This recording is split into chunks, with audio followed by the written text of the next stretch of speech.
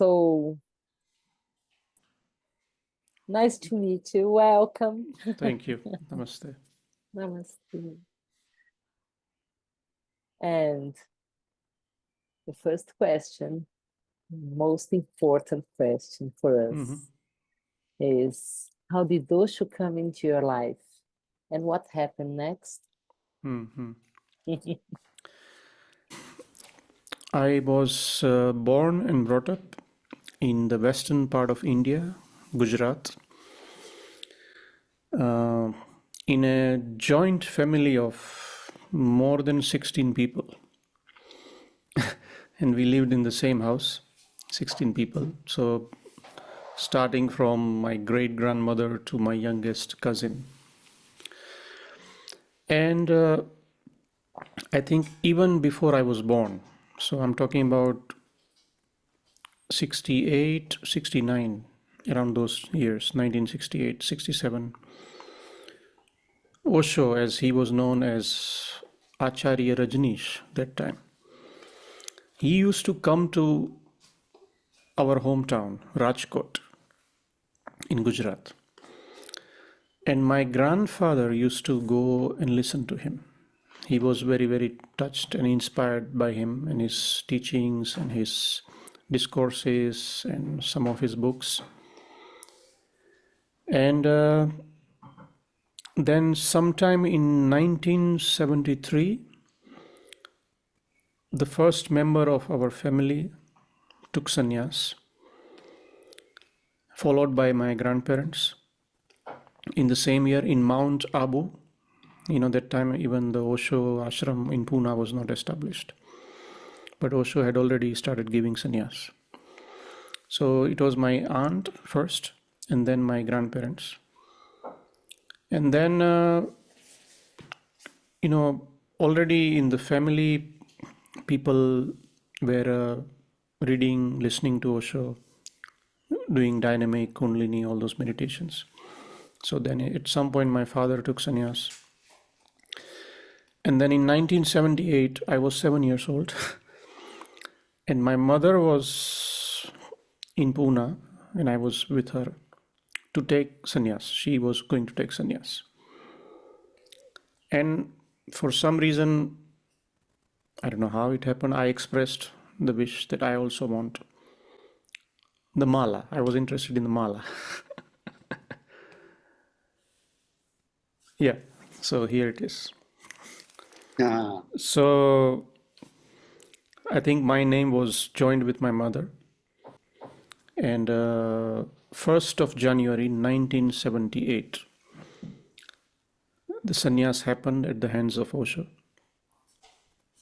I still remember the conversation with Osho. He asked me, what do you do? So I said, well, I go to school. I'm in 3rd grade. And he said, do you do meditation? I said, yes. Because I used to jump into some of the sessions of dynamic meditation. While, there was regularly dynamic meditation going on in our house.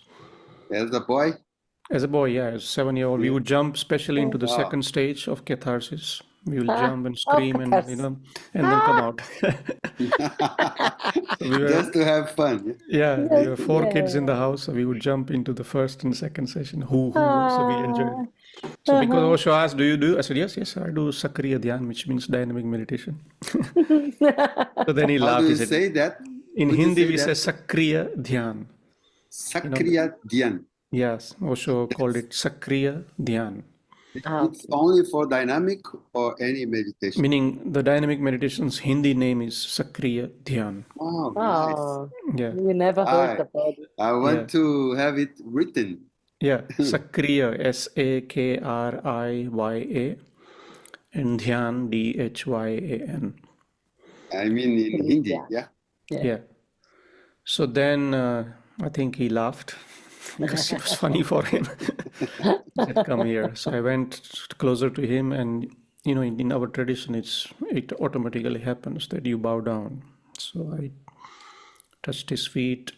He put the mala, and that time I got the baby mala. That time he used to give these small malas for kids. And then he wrote a name, Swami Manish Bharati. So my original name was also Manish, and he simply kept it, just adding Swami and Bharati in the end. So that's how, in a way, Osho came into it. He was already there. It's just that this sannyas happened in this way. And Of what's course, the meaning of your name? Manish means wisdom. Wisdom. Yeah. Oh. I mean, as one can understand, of course, it was not a decision of a seeker naturally that time. At 7-year-old, it's not like, okay, I need a master and I want to get enlightened and no, nothing like that. It was just happened out of an existential reason, I guess. But then it planted a seed somewhere. And then slowly, it started making sense. What is this? What is this all about? So that's how Osho came in this life. And my grandfather was already running a meditation center in our house. So what was happening was that Osho was speaking in Pune, and then 2 weeks later, those cassettes would come to our house. And every day, a discourse was played exactly at 7 o'clock in our house. And about 100 people from our town will come into our house and listen. So, as kids, okay, we were playing outside in the street, but every now and then you overhear Osho's voice. And so, a few seeds were already planting without really knowing what's going on. There was regular, festivals like, Guru Purnima and 21st March and Osho's birthday, and then the September festival. We used to always have Kirtan at our house. So it was like a very natural process to grow into the atmosphere of Osho. It's like I did not know anything else except that.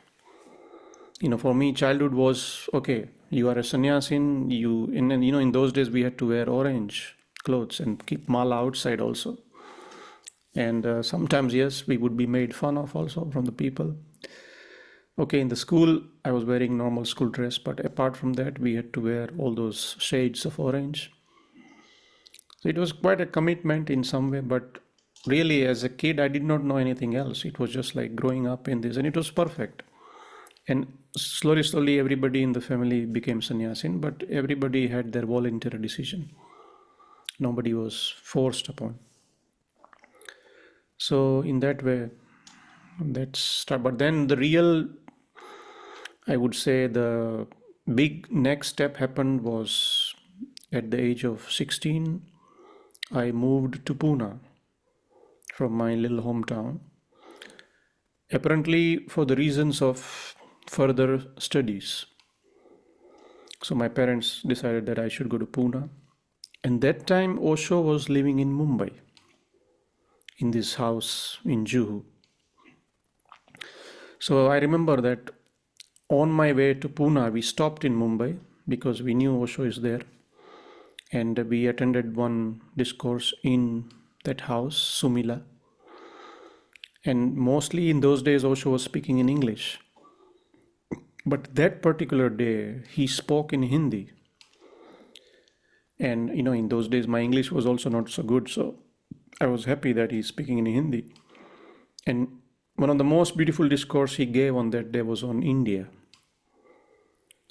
That my golden India. In Hindi it says differently, and then for 2 hours he spoke on India and what the real essence of India is. So that was my new journey. I heard that discourse and then I went to Pune. And almost within 6 months after I moved to Pune, Osho moved to Pune. He came back to his ashram. And yes, I was studying in Pune, but I had some time, so I was working in the ashram in the morning. And I used to attend his morning discourses in the Chaungsu auditorium. It was 1987. 87. January 4th, he came to Pune. Pune 2? And Pune too, yes. And I still remember that it was already declared by middle of December that Osho might be moving to Pune. So every night we were celebrating, hoping that tomorrow Osho might come. But all of a sudden on 4th January he appeared. And it was quite amazing because, until then, ashram was very quiet, very, very quiet. There were barely 100 people in the whole of ashram. I still remember I used to park my bicycle in front of Buddha Hall inside the ashram. It was that empty and that accessible. Wow. And then Osho came and suddenly this place exploded. Thousands of people. And I could have that opportunity to work in Zorba, the Buddha, the restaurant. So because of that, I was given one pass to attend the morning discourse. In the evening, I was attending my school, and so I could only attend the morning discourse. So yeah, that was very good period. Although that time, my prime focus was studies, but as much as possible, I was attending all the discourses and all that. And then finally, in 1989, I had some break from my studies. So I restarted learning the music because I was learning in my hometown. And exactly at that time, Osho introduced Indian music into the White Robe Brotherhood, especially the last 3 months. He said, I want tabla, I want sitar, flute, for that meditation when he was guiding that. So Milarepa knew me as a tabla player. He said, Manish, now you have to come because Osho wants Indian music. So then for those last 3 months, I was fortunate enough to play every night in Buddha Hall when Osho was guiding in this meditation, almost until he left the body. So that was my entry into the music scene of the ashram. And from there, everything changed because that's actually helped me to realize that music is what I would like to do, not anything else. So in a way, I think Osho played a role in that. And then, of course, all these hundreds of people coming from all over the world, musicians, great musicians. So I was playing with everybody and anybody, every night, different musicians. So in a way, sense of music grew a lot from that. And on one side, I was learning Indian classical music, but all the experimentation was happening right there in Buddha. How to apply all that into an experimental, meditative, celebrative music. Because as we all know, Osho kept music as the center focus in his work. So for a student of music like me, who was learning on one side, it was perfect place and perfect timing to be. So yeah, whatever it is in my life, it is thanks to Osho, basically. Manish, how was it to interact with Western musicians there at the same time in Buddha Hall? It was very, very, it was a very good learning process because, we were I'm still a student, but, that time it was an intense learning of Indian classical music. And then this other dimension of music is there. And there was an immense respect for the Indian music because, Osho also was always talking a lot about it. So it was a very good place to experiment many things and how to use the beauty and depth of Indian music into creating something different, something which has a purpose, something which has a utility, not just entertainment, And Indian music has that capacity. So blending with all these other influences was a very good learning process.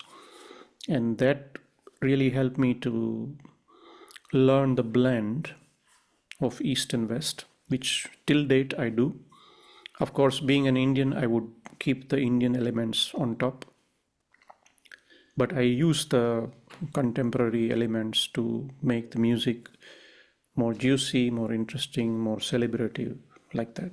So it was very, very good process to be there in those times.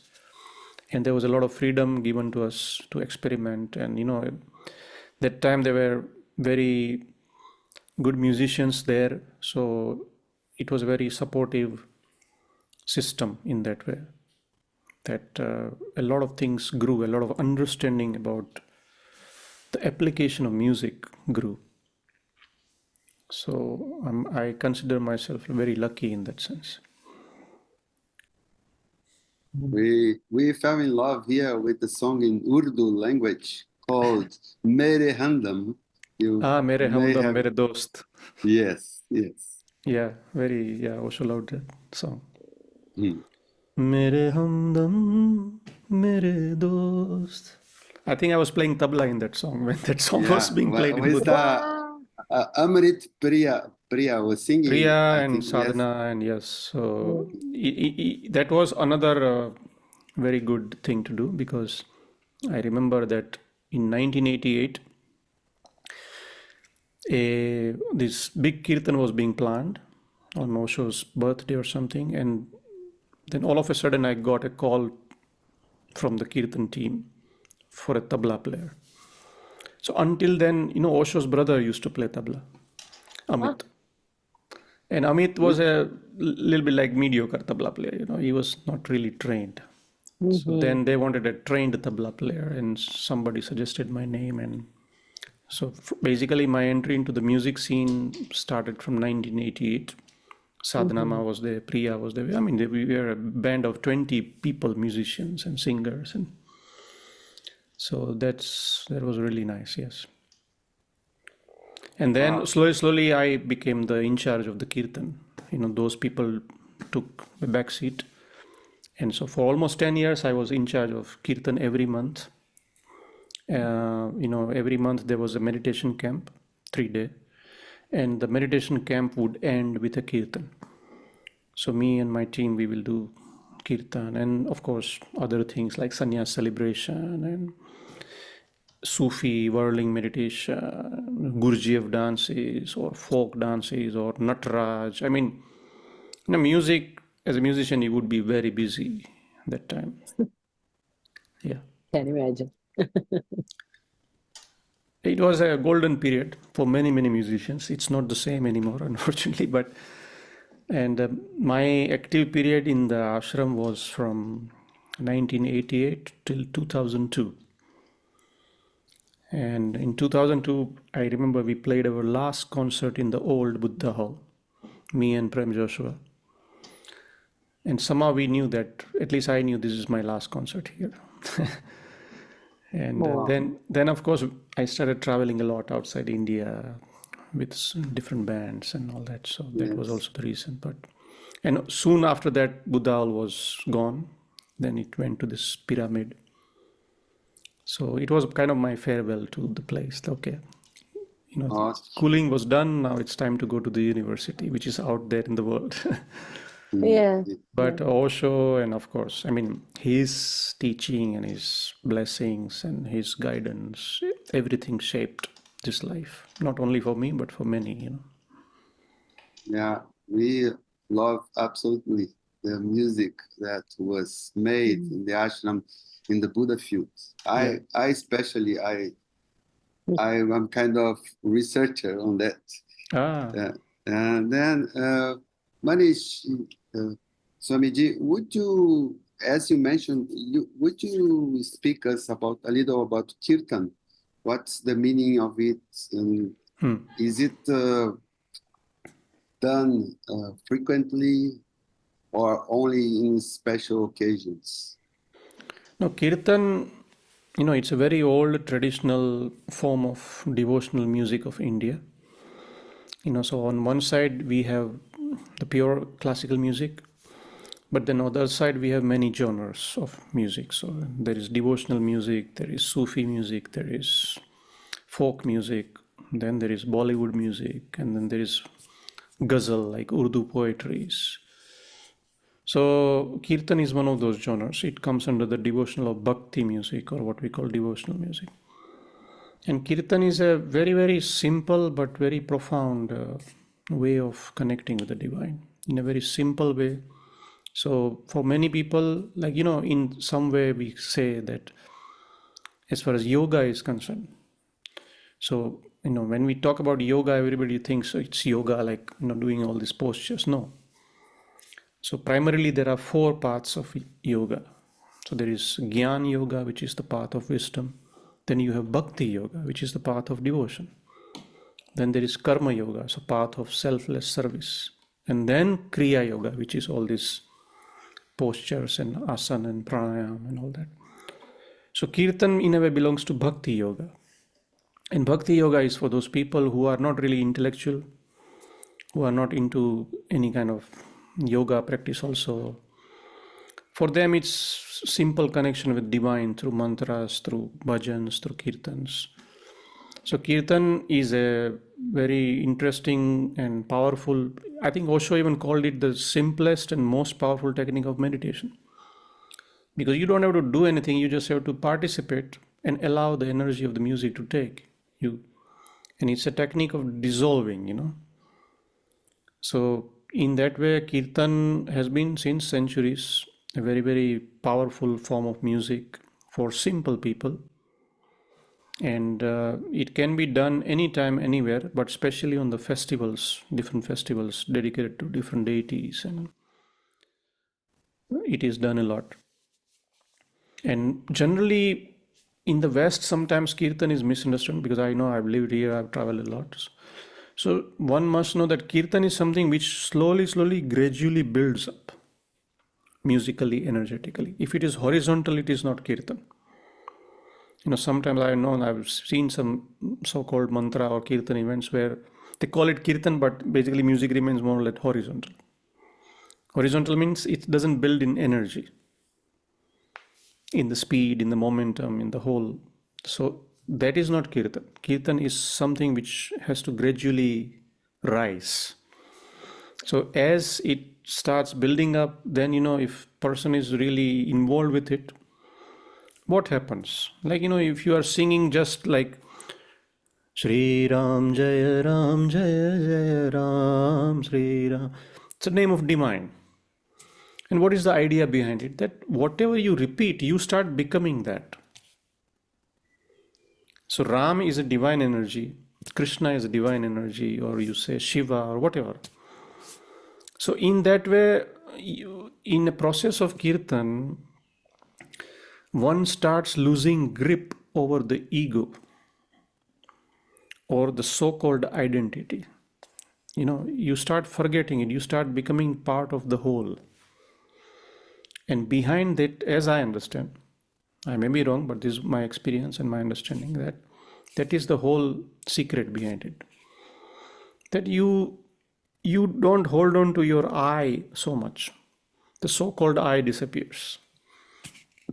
You become one, you are one with the divine, you are one with the energy of this music. So at least in that process, for that much time, that oneness it's almost like an orgasm in a way. That oneness is felt. You become part of the whole. So it gives you a glimpse of that wholeness. And then if through regular sadhana and practice, if we can maintain that wholeness in day-to-day life, then that is the whole purpose. Here in Brazil, we are many schools of yoga, and I didn't know the profound of this, like you are saying. So it's so much to a nice music or a relaxed music. It's something that you become into. It's because like also, and also in the path of bhakti, as we understand this in India, is that in the path of bhakti, I is not important, you is important. You in the sense, the deity or the divinity or the guru or whatever. So the focus is on that higher energy. So when the focus is on that higher energy, this so-called ego and so-called identity disappears. In true sense, as wise people have always said, that the I does not exist. It's a false idea. So in that way, in a process of kirtan, you can actually realize, like, if you are dancing for 1 hour, singing, you don't even remember that I am so and so, because that dissolution has happened, that dissolving has happened. So it's like a little bit like, you are a statue of a salt, and what happens when you enter the ocean? You become the ocean. Wow. As you spoke, I remember one song, Anubhava song, that says, "There's no one, only you."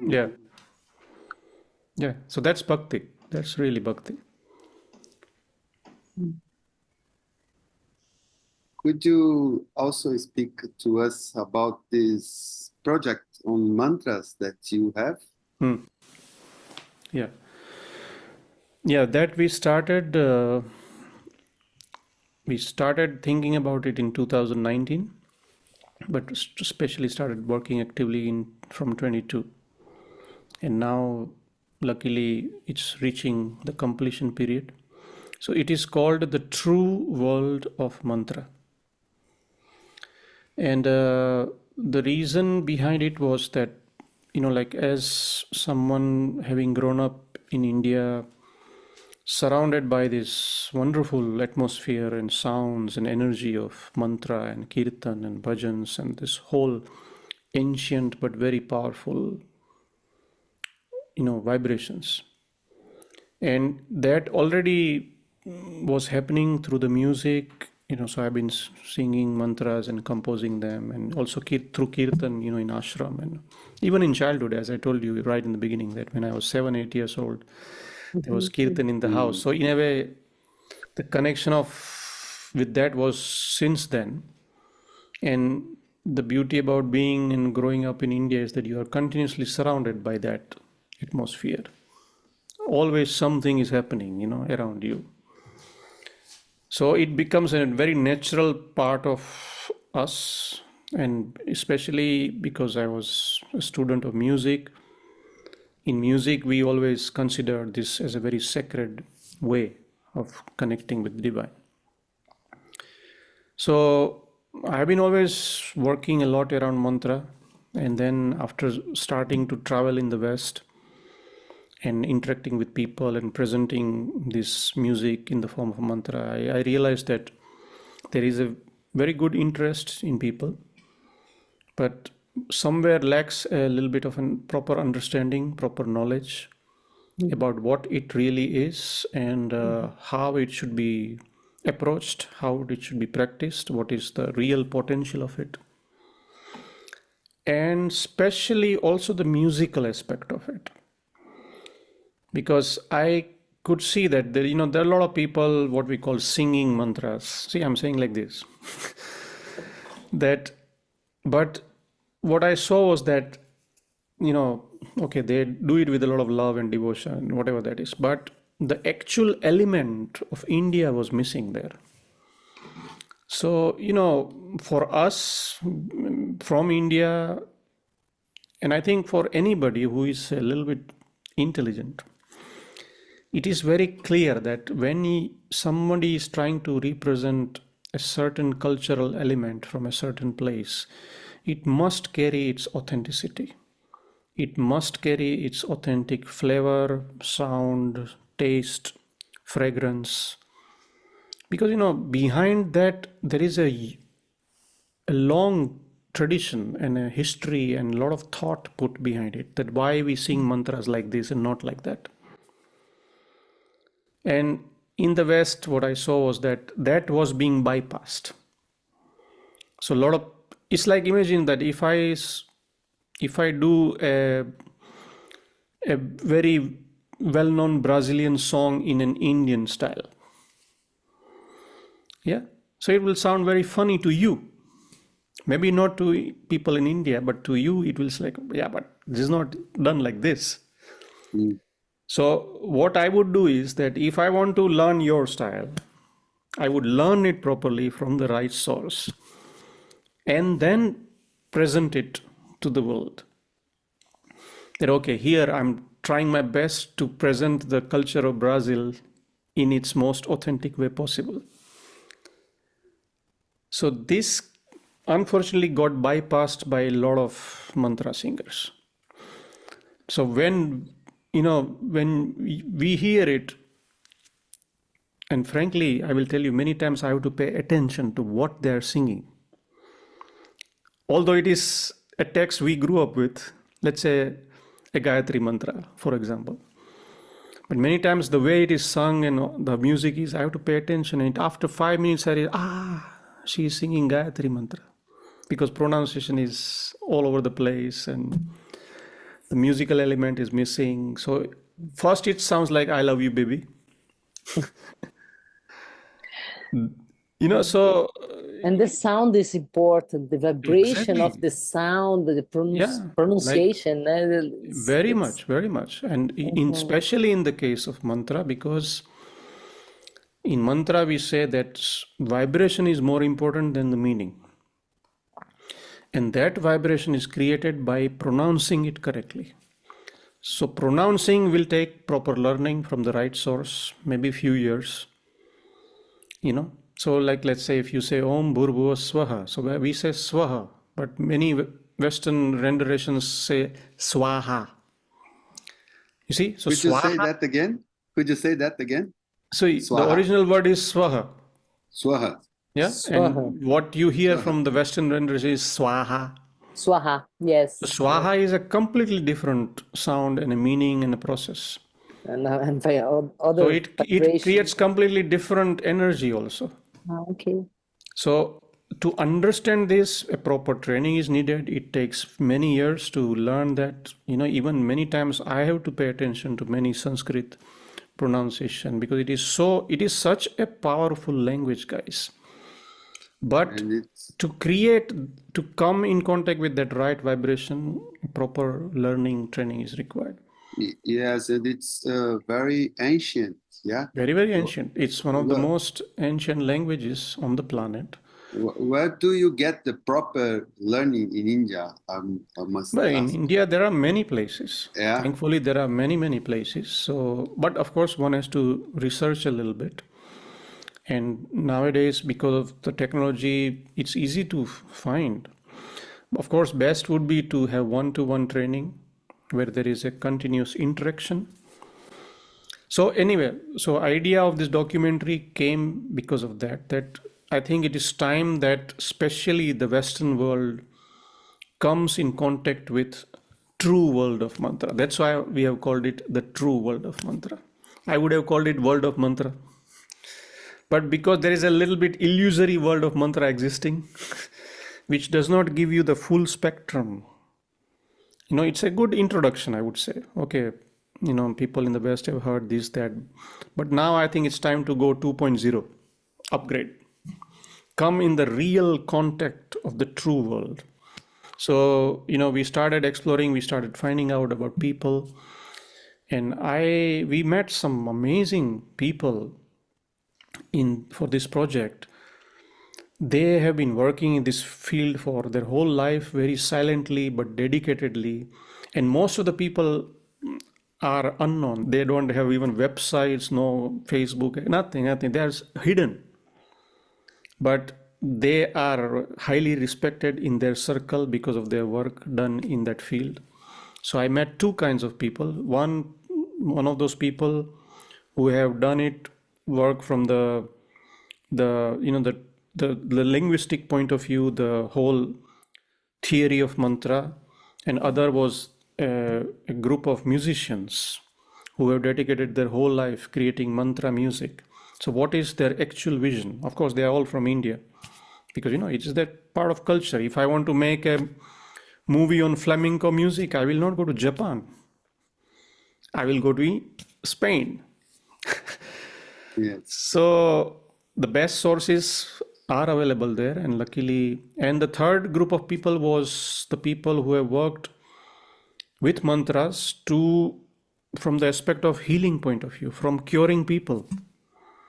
And this has been also an ancient science of mantra practiced since thousands of years and even now, that how in certain situations when even doctors have said, okay, nothing can be done for you, mantras will work. You see? So And nobody knows about this. People are just kind of limited to singing. No, it's first of all, see, the tradition of mantra is not of singing. The actual tradition is of chanting. Okay, singing has been done in India with the right elements of music and with the right understanding that which raga we will use and all this. And these things are developed over the years. It's not an overnight process. So my effort is to make people aware, especially in the West, that guys, if you want to connect with an essence of such an ancient but powerful tradition, you have to connect with the authentic. Don't get fooled by a so-called Western packaging. All that which is done in the field of mantra, as far as the Western presentation of mantra music is concerned, it is good in the sense that, okay, maybe it's good piece of music at the most for a Western ear, because maybe for Western people it takes a little time to connect with the Indian sound of mantra or whatever that is. So in that way, they found a little bit of a solace in the more familiar presentation. But then in that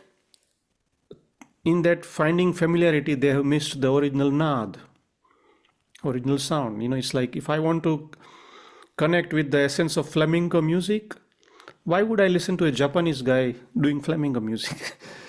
I would listen to a Spanish guy doing that. Okay, then if maybe there is an American or a Brazilian who has spent years in Spain learning that, he or she has that authority to present that. I live in Switzerland. They have wonderful yodel music. Now, if I want to represent the yodel culture, can I do it in Indian style? Then Swiss people will say, get out. You cannot do this to our culture. No. If you want to present our culture, learn, stay here for 20 years, learn properly, and then we will tell you that you are ready. You see?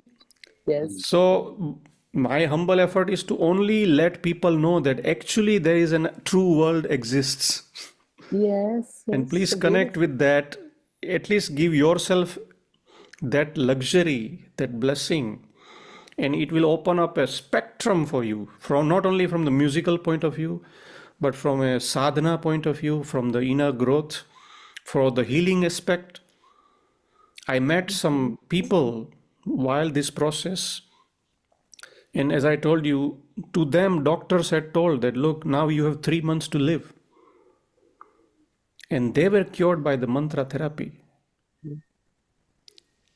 See, so a really amazing world is existing. So yes, that is a little bit about the project, and it's going in a good process right now, and hopefully maybe in the beginning of next year it should be ready.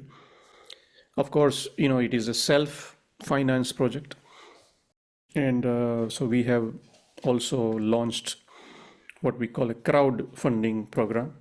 Okay. If anybody feels connected with this idea and the essence, if they want to contribute, they can contribute. The link is on my website, manishvyas.com/movie, and people can see some small teasers there also, and some information, some pictures. And that's beautiful. I remember last time I went to Pune, we had this for a very short time raga singing classes outside the ashram. We would sit in a circle with the teacher, drinking tea and singing ragas. It was so beautiful. I was very touched. Right? Yes. Also, because ragas is the heart and soul of Indian music. So when we compose mantras, we very much take the help of ragas. And every raga has a certain mood, as you must have learned a little bit, that every raga has a capacity to create a certain mood. So when we compose a mantra, what we do is that first we try to, evaluate the energy of that particular deity. Let's say if I'm working on a Shiva mantra. So only certain ragas would apply to Shiva mantra, you know. And let's say if I'm working on a Krishna mantra, then some another batch of ragas would be more applicable. Though there is nothing fixed, but there is a unspoken understanding about these things which is developed by years of learning. I will give you an example. Once me and my friend, we both decided, okay, we will work on this particular Shiva mantra, but you do it in your house, I will do it in my house. And 2 days later, we'll meet and we'll exchange our ideas. So we both did that. 2 days later, we met.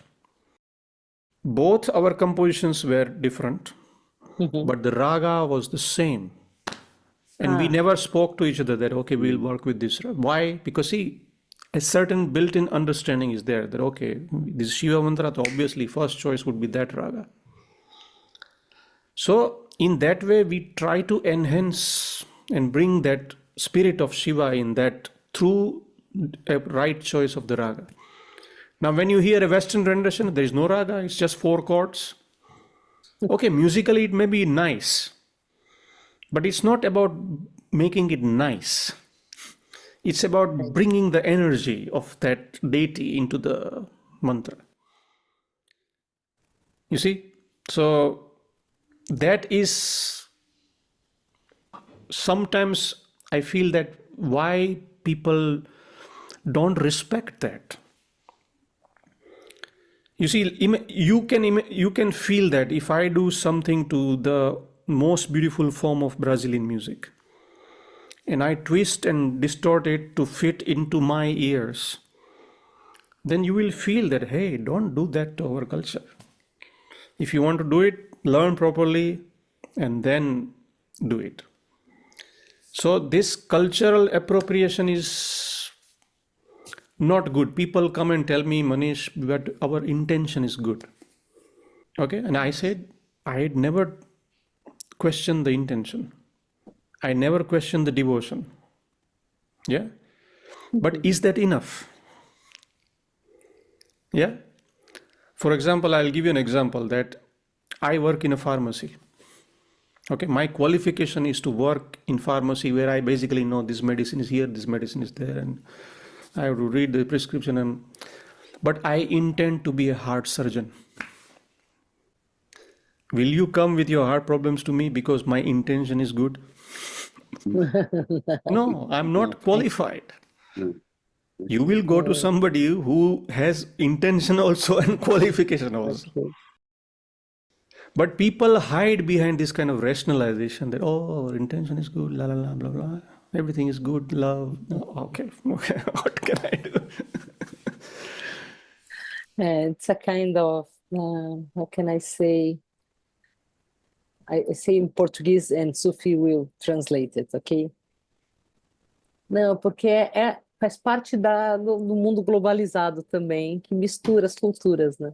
É isso que eu quis dizer. She says that with the global connections, we kind of mix cultures. But then I will add something to her question, like say, then it doesn't really go deep, yeah?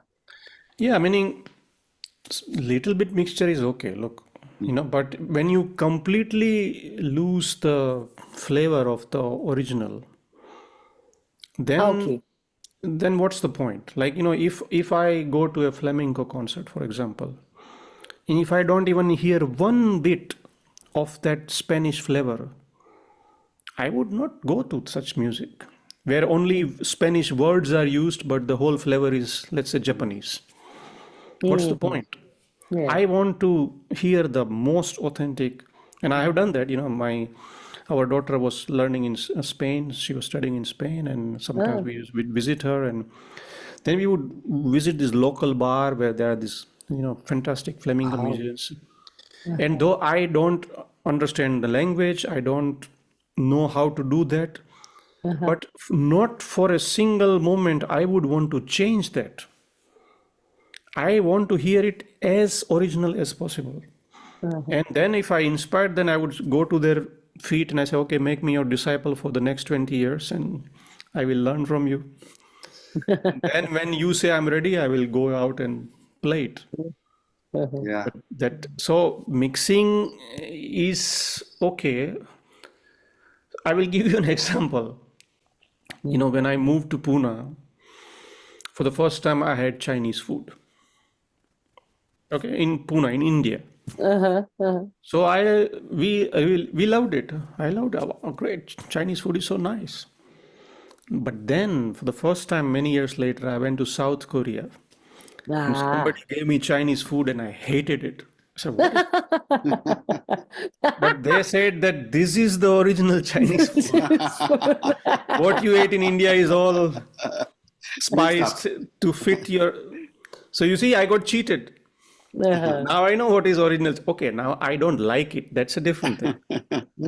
But what I realized that I don't like the original Chinese food. I like the fake Chinese food.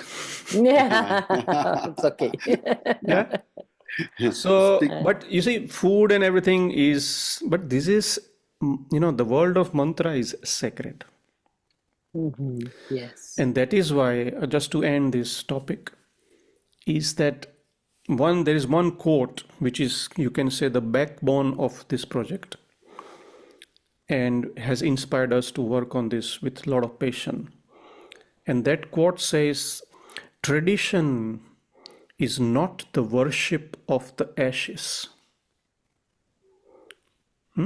Tradition is not the worship of the ashes, but preservation of the fire.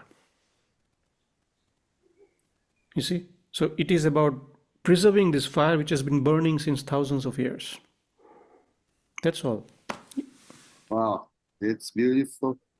So important Yeah. to share this, to You know, teach Occidental, Western people, to Yeah, meaning know what a I little feel bit is that, you know, more. there's a lot of genuine interest. So that is very, very good.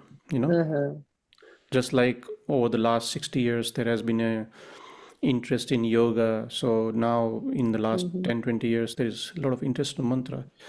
So because of that interest, I feel that that interest must be nourished with the right information. Yes.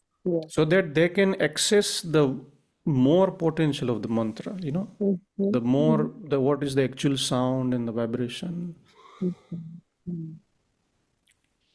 Speaking about the vibration, we came to you basically, I think, because we just loved that piece that is in the Lakshan's movie, Shivoham. Shivoham. Yeah, it's a beautiful one. I love it. Yeah. Yeah, apparently that piece has been one of my most well-known song, and has brought a lot of people closer to me in that sense. Yeah. It happened in Pune. I was just actually yesterday night I was singing that song in a yoga center.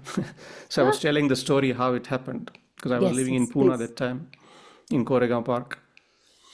And as you remember, in Koregaon Park, the dogs would always be awake till 12 o'clock in the night. They are singing their songs and mantras. So I had to wait till they are asleep. And then at 2 o'clock, I started recording that song in the night. So yes, Shivoham. Shivoham, is it an ancient mantra too? It is an ancient text, yes. It is more of a shloka than mantra in a way. But Shivoham in its own is also like a, you know, it's a little bit like a declaration. Like, you know, how Osho used to talk about Mansur. So, Anal Haq. Mansur used to say, I am the truth. So, in India, we have a concept of something called a Brahma Vakya, which means the supreme statements. That when one becomes enlightened, a lot of people choose to remain silent because they don't want the trouble.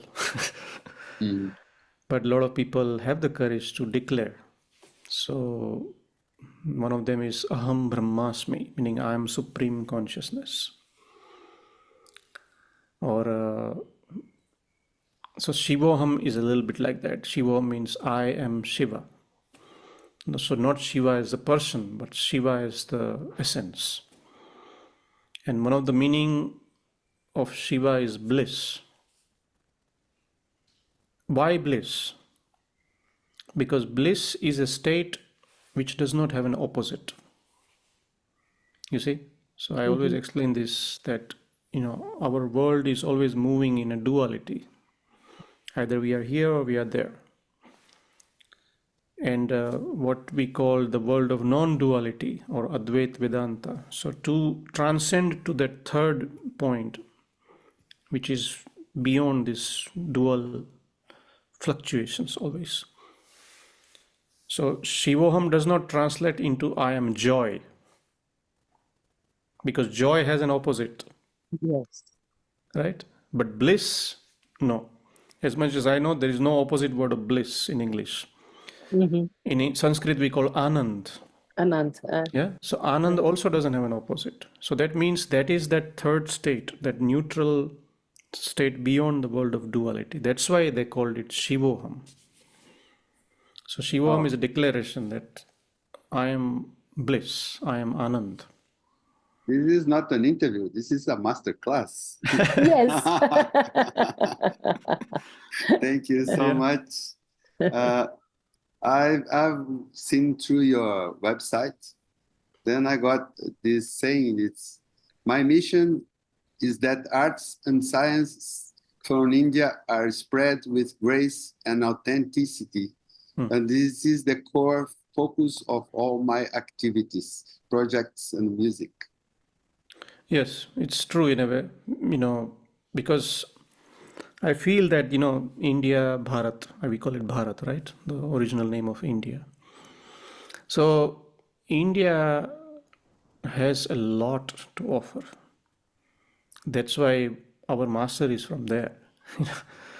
And when it comes to the offering, it is also important that while it becoming accessible, which is a good thing, but it doesn't lose its purity. Like in some way it happened to the world of yoga, that by getting it more commercial, so it has spread all around the world. But then in that spread, the essence started becoming minimal. Yeah. So, many people now think yoga means all these postures. And actually it is not the fact. If you read the book of Patanjali, Yoga Sutras, so there are, if I am not mistaken, there are 112 sutras there. And there are only 3 about asana. But the world is made about these 3. Yes. You see? Have a nice body. Yeah, how nice body. It's all about body. Health too. Yeah. Okay. And as I started studying, I realized that the whole posture thing, and it was only meant to make the body prepared so that you can sit in meditation for longer time. Oh. So the actual focus is somewhere else, but somehow, so in that way, and I'm talking only about one dimension, which is yoga. Then you have mantra, then you have tantra, then you have yantra, you have Ayurveda. So just yesterday I was saying that in the West, one big misunderstanding about these 3 things is that yoga means asana, Ayurveda means massage, and mantra means singing. Yes. And this is a limited understanding. This is there, yes. Ayurveda has massage, but if you think Ayurveda is only massage, then it's not the case. Yoga is only asana, that's not the case. So it's not that I'm a nationalist or something, but I just get overwhelmed by the gifts that India has to offer. I myself wish that I would still have another at least 400 or 500 years of life, that I can go into the depth of all these things, because it's such a vast ocean of profound wisdom. And one lifetime is definitely not enough even to explore one field, I'm telling you. Not even one field. See, like I'm talking about mantra, I'm working on this project, and I myself realized that when this 2 hour documentary will be ready, I would have to at least make at least another 3, 4 sequels to give a little more broader aspect of only one subject, which is mantra. Then we have this tantra, we have Ayurveda, we have astrology, so many paths that this land, then the wise people of this land offered. So mission is maybe a little too harsh word, but mission in the sense that passion is there. That not only that my understanding grows in that, but as much as possible, if through, and for me the medium is music. That is the best thing I have. Yes. Thankfully, Yes. with the blessings of the master, music is a very good tool to transmit many of these things. So in that way, my concerts are not just like, okay, the next piece is this and the next piece is this and no. Between every piece, I'm sharing a story. I'm sharing a certain essence of that particular text, maybe the root of the text or the story behind its origin. So then people get a little bit broader idea that, look, this is coming from this ancient, rich culture. And to end this topic, my personal feeling is that to all the problems which people and the world are facing now, I think all the answers are there in the wisdom of India. So if people can access it in its purest form, my understanding is that the wisdom of the wise ones from India is actually the only hope for this world. Whenever somebody has to seek the truth, they will have to turn towards India. When I say turn, meaning not necessarily you go there. If you go there, even better. But at least access that through some reliable, authentic source so that it can definitely help people simplify their life, transform their life, enrich their life, and eventually lead, if not everyone, but to a lot of people, what we knowingly or unknowingly seeking: liberation, mukti, moksha, enlightenment. And I think only this land and the wisdom of this land has that possibility. Beautiful, beautiful, beautiful. Swamiji, thank you so much. Thank you so I much. You're think welcome. Lovely to you talk are, to you. I have yes. another question, and maybe the last. Yeah, sure. No problem. How do you see Osho's legacy today?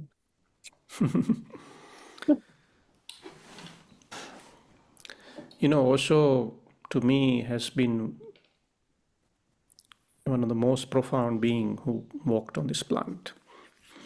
So I think after Krishna, in the, if we call it the spiritual history of India, if somebody walked like him, then it was Osho. It doesn't mean that in between Krishna and Osho, nobody was awakened. No, thousands of people were awakened. But of that caliber, of that profoundness, of that height, I think only you can name one person, and that is Osho. And look, I'm very small to comment on somebody giant like him. So, but I feel that he was way ahead of his time. And even when we say, oh, now I understand Osho, I think we have to think twice before we say that. And thankfully, I have been in touch with a master who was direct disciple of Osho. So through him, I understood that to understand Osho, you have to be Osho. Until then, you cannot. So when we say to be Osho, it means we arrive at that place of the same understanding, wisdom, state of being. Legacy, I think it has been carried on. Now, I can only talk from the people I know in India, 2, 3, 4 people who have silently but very dedicatedly and very wisely, they have continued his legacy in the form of teaching and helping people to stay on the paths. And the beauty about these people is that, again, like when I was talking about the mantra subject, that these people are not well known, you know. They do very silently because they are not interested in name and fame and making big ashrams and attracting thousands of people. Sometimes when I ask them that, can I tell about you to somebody? And they said, no, please don't tell. We want a peaceful life. We are already surrounded by these 30, 40 people. So I don't want more, you know, because they feel responsible. They feel responsible that I am already connected with this small group and I better help these people first. So in that way, I think very silently his legacy has continued in form of some of his enlightened disciples in India that I know. There may be more somewhere else, I don't know. Yes, we know here in Brazil also Osho's enlightened disciple. Yeah. So in that way, I think Osho planted seeds, like he just came as a gardener through seeds and he trusted existence that they will be taken care of. And definitely some flowers have bloomed. And so one must, I think, try to remain in touch with those, to stay in touch with that fragrance and that blooming, you know. Swamiji, thank you so much for sharing this so much wisdom with us. That's nice. It's all Osho's. Nothing is mine.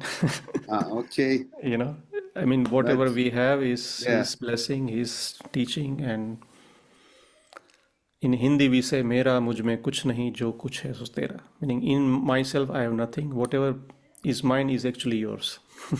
Okay. Wow. So, as we said before, would you play something to us? Just a quick version of Shivoham. I'll do it. Yes. Yeah, I don't have my whole setup, but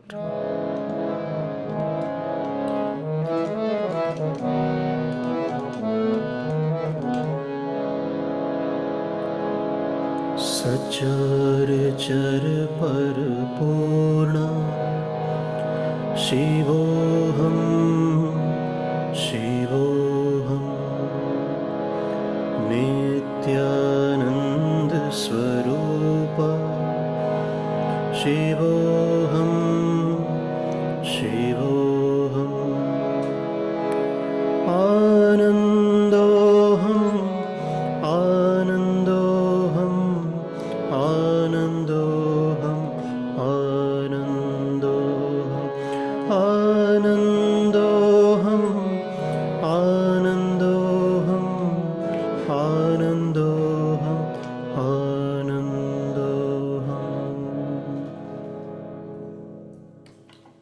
Jai Osho. Thank you, Sophie. Thank you, both of you. Thank you. Thank you.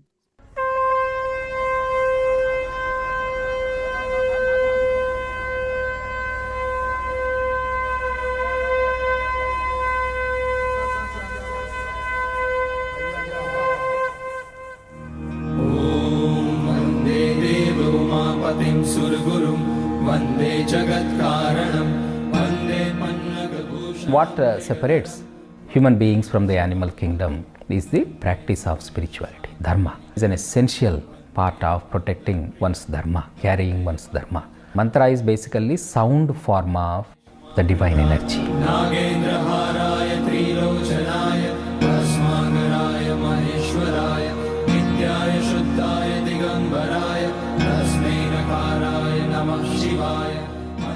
Mantra is definitely a path toward liberation because you have trained your mind in such a way that unnecessary thinking stops.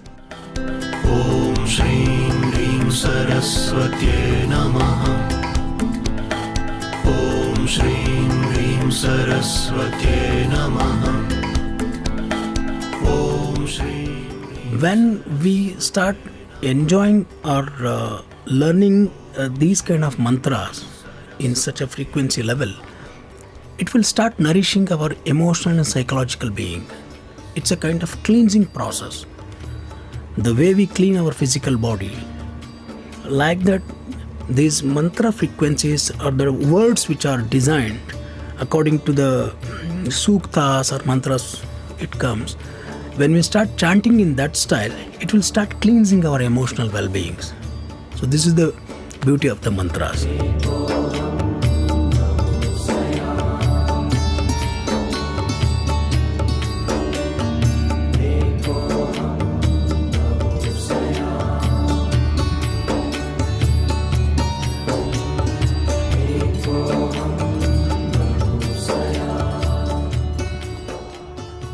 Those sounds which have been created by the great seers, they are the mantras.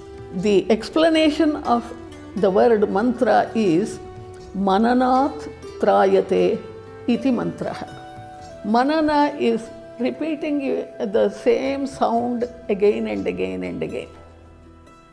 Mananat, because of manana, trayate, it protects you.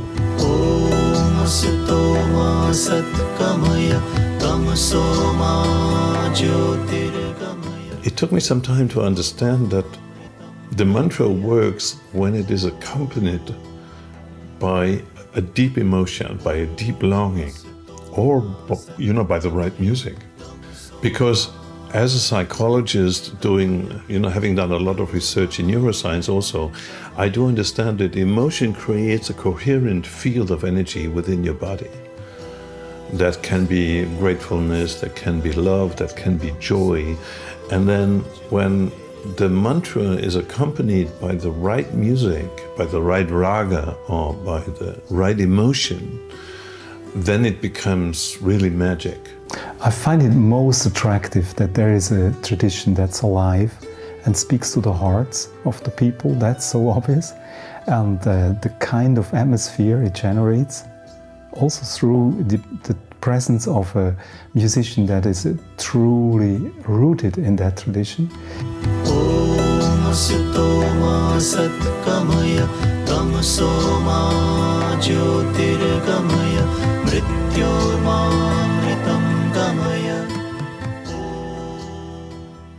When you listen to mantra, your whole system comes together, it becomes one. So it pacifies the whole thing. It should be pure listening.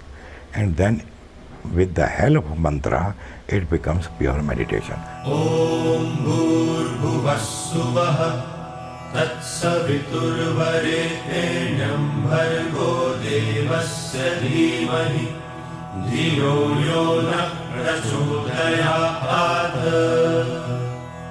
Om Bhurbhuvassuvaha Tat Saviturvarenyam Bhargo Devasya Dhimahi Dhiyo Yona Prachodayat.